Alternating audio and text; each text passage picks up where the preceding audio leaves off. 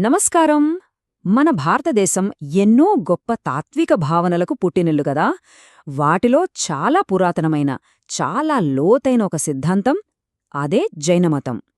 అసలు ఈ మార్గాన్ని మనకు చూపించిన ఆ తీర్థంకరులెవరు, వాళ్ల కథేంటి? పదండి తెలుసుకుందాం. అహింస ఈ పదం వినగానే మనందరికీ గుర్తొచ్చేదేంటి? హింస చేయకుండా ఉండటం కదా. కాని జైనమతంలో ఈ పదానికి ఇంకా చాలా లోతైన అర్థముంది. అంటే కేవలం శారీరకంగానే కాదు, మనసులో కూడా ఏ జీవికి కీడు తలకట్టకుండా ఉండటమన్నమాట. అబ్బా, ఎంత గొప్ప ఆశయం కదా ఇది! మరి ఇంత ఉన్నతమైన స్థితిని చేరుకోవాలంటే ఎలా? ఆ మార్గం ఎక్కడుంది? ఆ మార్గాన్ని నిర్మించి మనలాంటి వాళ్లకి దారి చూపించేవాళ్లే తీర్థంకరులు. సరే, ఇక వాళ్ళు చూపిన ఆ మార్గం గురించి ఇంకాస్త లోతుగా చూద్దాం. తీర్థంకరుడు అంటే వారధిని నిర్మించేవాడు అని అర్థం. ఎంత అద్భుతమైన పోలిక కదూ! ఈ సంసారం, ఈ ప్రాపంచిక జీవితం అనే పెద్ద నదిని దాటించి ఆత్మలను మోక్షం అనే ఆవలి ఒడ్డుకు చేర్చే వారధి కట్టేవాళ్లన్నమాట. జైన గ్రంథాల ప్రకారం ఈ ప్రస్తుత విశ్వచక్రంలో మొత్తం 24 మంది తీర్థంకరులు ఉన్నారట. ఈ 24 మందిలో మనం ముఖ్యంగా ముగ్గురి గురించి తెలుసుకోవాలి. మొట్టమొదటివారు అంటే మొదటి తీర్థంకరుడు వృషభనాథుడు. ఆయన చిహ్నం ఎద్దు. ఇక 23వ వారు పార్శ్వనాథుడు. ఆయన చిహ్నం పాము. ఈయన 4 ముఖ్య సూత్రాలను బోధించారు. ఇక అందరికన్నా ముఖ్యమైనవారు చివరి అంటే 24వ తీర్థంకరుడు. ఆయనే మహావీరుడు. ఆయన చిహ్నం సింహం. సరే, ఇప్పుడు మన కథనమంతా జైనమతానికి ఒక స్పష్టమైన, ఒక ఖచ్చితమైన రూపాన్ని ఇచ్చిన వర్ధమాన మహావీరుణ్ణి చుట్టూ తిరుగుతుంది. ఆయన జీవితం, ఆయన అన్వేషణ ఎలా సాగిందో చూద్దాం. మహావీరుడు నిజానికి ఒక రాకుమారుడు. ఆయనది రాజకుటుంబం. ఇప్పటి బీహార్లోని వైశాలి దగ్గర కుందగ్రామంలో జ్ఞాతృక వంశానికి అధిపతి అయిన సిద్ధార్థుడు ఆయన భార్య త్రిశలకు జన్మించారు. అంటే తన ఆధ్యాత్మిక ప్రయాణం మొదలుపెట్టక ముందు ఆయన ఒక రాజకుమారుడి జీవితాన్ని గడిపారన్నమాట. ఆయన జీవితంలో కొన్ని ముఖ్యమైన ఘట్టాలు చూద్దాం. క్రీస్తుపూర్వం 540లో జన్మించారు. సుమారు 42 ఏళ్ల వయసులో, అంటే చాలా ఏళ్ల కఠోర తపస్సు తర్వాత ఒక సాలవృక్షం కింద ఆయనకు కైవల్యం సిద్ధించింది. కైవల్యమంటే సర్వోన్నత జ్ఞానం. అది నిజంగా చాలా సుదీర్ఘమైన, కఠినమైన ప్రయాణం. చివరికి తన 72వ ఏట పావాపురిలో ఆయన నిర్యాణం చెందారు. సరే, ఆ సర్వోన్నత జ్ఞానం అంటే కైవల్యం పొందిన తర్వాత మహావీరుడు ఆగిపోలేదు. తనలాగే మోక్షం పొందాలనుకునే ఇతరుల కోసం ఒక స్పష్టమైన మార్గాన్ని, ఒక సిద్ధాంతాన్ని రూపొందించారు. అవే పంచసూత్రాలు, త్రిరత్నాలు. జైన జీవన విధానానికి ఇవి మూలస్తంభాలలాంటివి. ఈ పంచవ్రతాలు అంటే 5 గొప్ప ప్రమాణాలు జైన జీవన విధానానికి పునాదిలాంటివి. అవేంటంటే అహింస, సత్యం, అస్థేయం అంటే దొంగతనం చేయకపోవడం, అపరిగ్రహం అంటే అవసరానికి మించి ఏదీ కలిగి ఉండకపోవడం. ఈ మొదటి 4ంటిని ఆయనకంటే ముందున్న పార్శ్వనాథుడు చెప్పారు.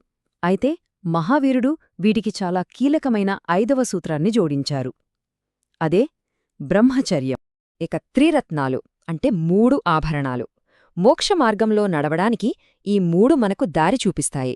అవి సరైన విశ్వాసం, సరైన జ్ఞానం మరియు సరైన ప్రవర్తన. ఈ 3ంటిని కలిపి ఆచరించినప్పుడే విముక్తి సాధ్యమవుతుందని జైనమతం చెప్తుంది. కాలం గడిచే కొద్దీ జైన సంఘం చాలా పెద్దదైంది. అనుచరులు పెరిగారు. సహజంగానే మహావీరుని బోధనలపై రకరకాల వ్యాఖ్యానాలు మొదలయ్యాయి. ఇది అనుసరించే మార్గంలోనే ఒక పెద్ద చీలికకు దారితీసింది. చరిత్రలో వెనక్కి వెళ్తే మౌర్య చక్రవర్తి చంద్రగుప్తుడి పాలనలో ఒక భయంకరమైన కరువు వచ్చింది. సరిగ్గా ఆ క్లిష్ట సమయంలోనే జైన సంఘంలో ఆ చీలిక స్పష్టమై 2 ప్రధాన శాఖలుగా విడిపోయింది. ఏ 2 శాఖలే? శ్వేతాంబరులు, దిగంబరులు. పేరులోనే తేడా స్పష్టంగా తెలుస్తోంది కదా. శ్వేతాంబరులు అంటే తెల్లని వస్త్రాలు ధరించినవారు. వీరు స్థూలభద్రుని అనుచరులు. మరోవైపు దిగంబరులు అంటే ఆకాశాన్నే వస్త్రంగా ధరించినవారు. వీరు భద్రబాహుని అనుచరులు. పేరుకు తగ్గట్టే కఠోర సన్యాసంలో భాగంగా వీళ్లు నగ్నత్వాన్ని పాటిస్తారు. మహావీరుడు చెప్పిన బోధనలు కాలక్రమేణా మరుగున పడిపోకూడదు కదా. అందుకే వాటిని భవిష్యత్ తరాల కోసం పదిలపరచడానికి 2 చాలా ముఖ్యమైన సమావేశాలు లేదా కౌన్సిల్స్ జరిగాయి. మొదటిది క్రీస్తుపూర్వం 3వ శతాబ్దంలో పాటలీపుత్రంలో, రెండవది క్రీస్తుశకం 5వ శతాబ్దంలో వల్లభిలో. ఈ సమావేశాల్లోనే జైన పవిత్ర గ్రంథాలకు ఒక తుది రూపాన్ని ఇచ్చారు. జైనమతం కేవలం ఒక ఆధ్యాత్మిక మార్గంగానే ఆగిపోలేదు. అది మన భారతీయ సంస్కృతి, కళలు, తత్వశాస్త్రం ఇలా అన్నింటిపైనా తనదైన చెరగని ముద్ర వేసింది. ఆ వారసత్వం ఎంత గొప్పదో ఇప్పుడు చూద్దాం. ఉదాహరణకు వాళ్ల సాహిత్యం చూస్తే వారి పవిత్ర గ్రంథాలన్నీ సామాన్యుల భాష అయిన ప్రాకృతంలో రాశారు.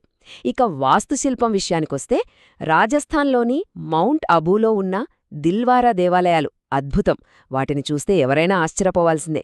అలాగే కర్ణాటకలోని శ్రవణబెళగొళలో ఉన్న గోమటేశ్వరుడి భారీ విగ్రహం, అది జైన శిల్పకళకే ఒక మచ్చుతునక.